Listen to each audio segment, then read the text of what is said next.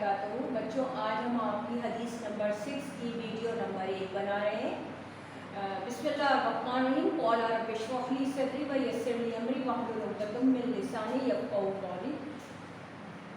من احب لله وابغض لله واتى لله ومنع لله فقد استكمل الایمان۔ ترجمہ: جس نے اللہ کے لیے محبت کی اور اللہ کے لیے بغض رکھا اور اللہ کی رضا کے لیے عطا کیا اور اللہ کے لیے روکا تو اس نے ایمان مکمل کر لیا۔ اب ہم الفاظ معنی کی طرف آتے ہیں۔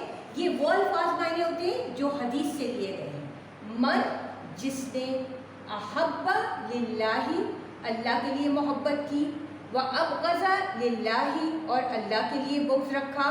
بغض کا مطلب ہے دشمنی، حسد۔ وعطا للہ، اور اللہ کے لیے عطا کیا۔ ومنع للہ، اور اللہ کے لیے روکا۔ فقط، پس، استکمل الایمان، اس نے ایمان مکمل کر لیا۔